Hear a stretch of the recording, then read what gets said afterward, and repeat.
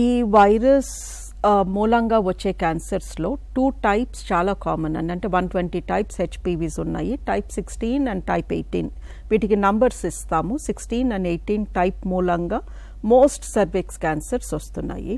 So అది తెలిసాక what the scientist did is ఈ 16, 18 బాడీలోకి ఎంటర్ అవ్వకముందే మనం వ్యాక్సిన్ రూపంలో ఇస్తే తర్వాత ఈ పిల్లలు పెద్ద అయ్యాక ఈ 16 టైప్ కానీ 18 టైప్ కానీ వాళ్ళ బాడీలోకి ఎంటర్ అయినప్పుడు వాళ్ళకు ఆల్రెడీ ఇమ్యూనిటీ వచ్చేసి ఉంటుంది.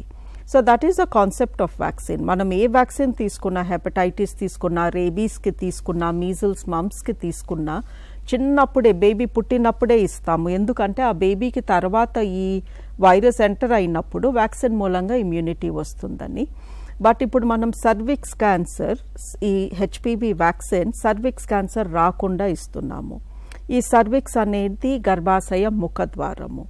మరి అక్కడ క్యాన్సర్ రావద్దు అంటే గర్భాశయము కొంచెం దాని పెరుగుదల స్టార్ట్ అయి ఉండాలి.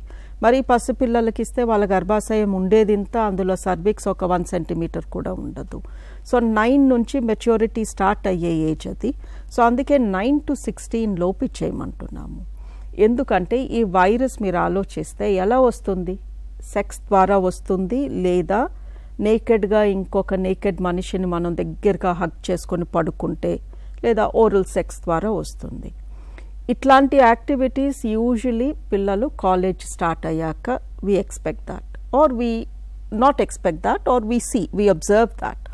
సో స్కూల్లో ఉండే పిల్లలకి అలాంటి యాక్టివిటీస్ ఉండవు, బట్ వాళ్ళ ప్రైవేట్ పార్ట్స్లో పెరుగుదల కనిపిస్తుంది, మెచ్యూరిటీకి దగ్గరగా అవుతున్నారు. కాబట్టి that is the perfect age to protect them from HPV 16 and 18.